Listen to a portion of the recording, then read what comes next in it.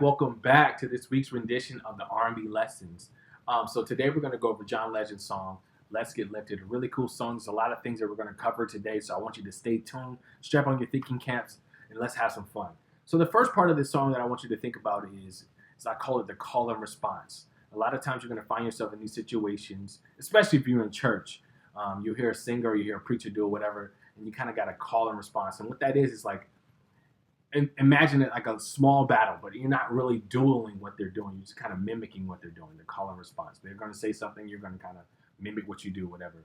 Now, when we listen to this record, the keyboard player is not doing that. This is an element, if you're doing it live or whatever, you can definitely do it. But it's something I want you to start thinking about, because it'll be all throughout R&B, it'll be all throughout like gospel, because they're kind of the same kind of vibes. But when you're listening to this song where it's just a picture of his head, kind of a brownish background, the song is detuned. So when you're playing, you're like, my guitar sounds like I'm out of tuning. That's not your guitar for the most part. It's just this record. So here's what it sounds like. Just get an idea of the call and response part.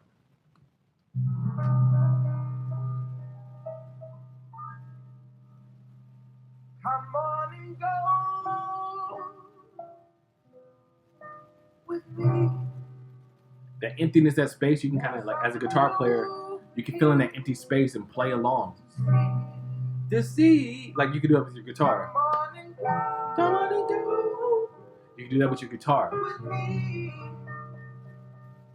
There's something new for you to see. Just relax. Just relax.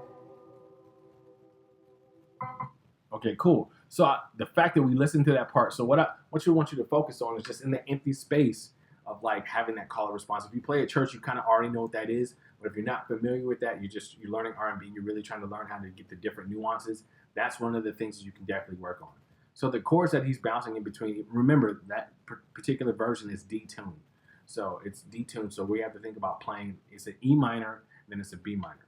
So when I'm playing in the key of G, so this song is in G major, but we're starting on that E minor. So we're starting in the 6. There's a little bit of theory for you. So all the chords are really in this song is just 6, 3, and 2. So that's really like an E minor, a B minor, and an A minor. So when I'm playing like an E minor, especially in this particular key, what I like to do is I like to just do a B minor shape, B minor 7 shape. But instead of playing with my ring finger, instead of playing that G, instead of playing the F sharp, I'm going to play that G with my pinky. And I'm going to raise it. And I'm going to play in the bass. Then I'm going to walk all the way up to that B9. Like an old school Jimi Hendrix chord. Or minor 11.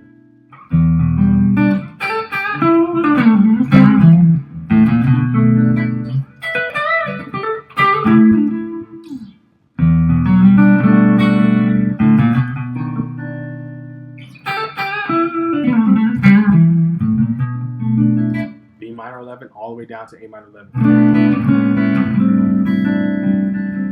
Then when I walk it back up to that B, I'm going to go straight into a sus4.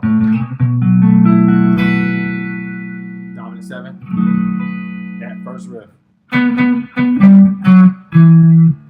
Now mind you can play that same riff in 2 different positions. The notes are the same, but the fingering is different. So, or, now the rest of the riff I'm about to show you is a part when it's only in the chorus. So this part is only in the chorus. So hear the top part again.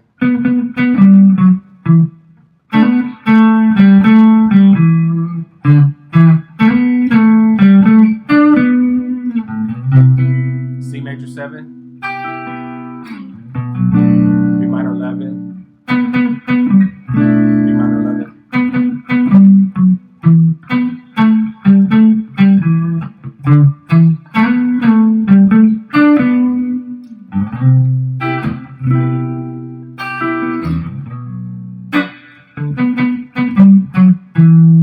So that's only in the chorus. Now if we're going to play the regular song, we're just going to do that first riff. Dun, dun, dun, dun, dun, dun.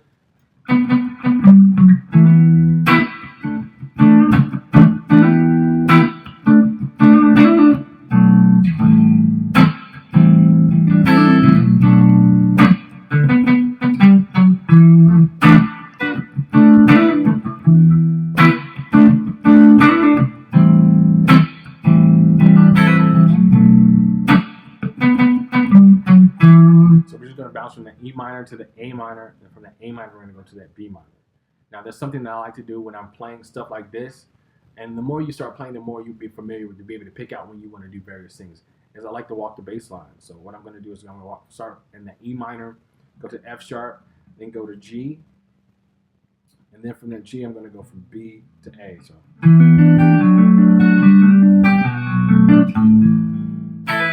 So again, it's an E minor 7, F sharp major, G major, B minor, A minor.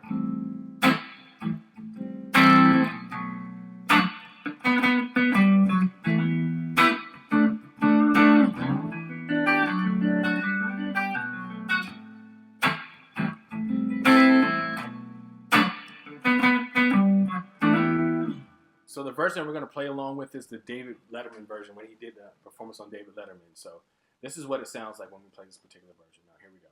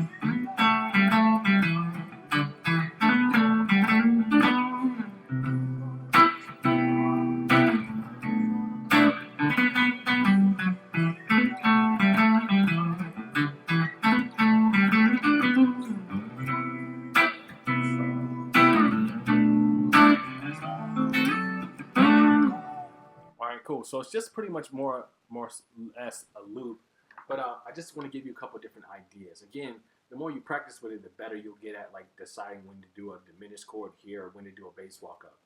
So as I was playing the song, I started to realize that a lot of R&B has some of the same patterns, so I'm able to do some of the same things across the different changes.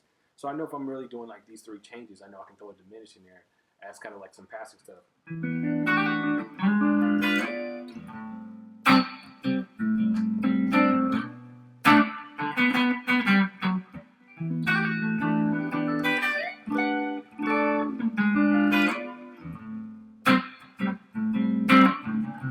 So just some different ideas, some stuff to kind of chew on.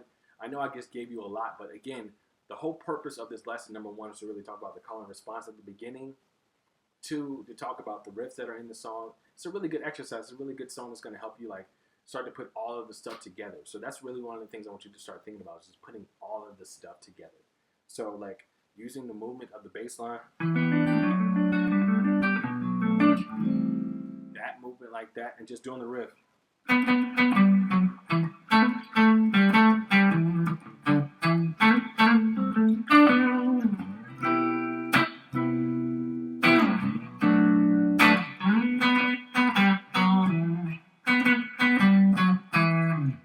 Just the same notes, but you can play it in 2 different fingering positions.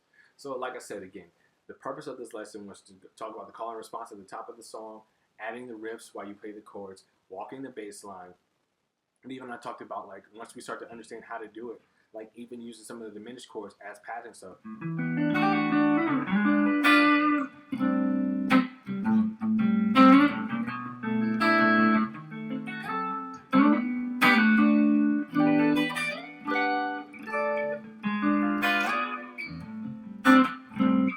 So it just shows you how we can put all of the stuff together. You can be really busy. You can find yourself being really busy. The discipline is like knowing when to pull the stuff out, when not to pull the stuff out. Again, so I just want you to start thinking about this stuff. Start practicing this stuff. The more you practice, the more it becomes second nature to your playing. So hopefully you enjoyed this lesson. If you have any issues review it. And please leave a comment. Tell me if you like it. Tell me what I can do better. And also, too, share with friends. Like, that's the whole point. We want to grow this to the biggest thing that it could possibly be. Hopefully you enjoyed it. I'll see you next time.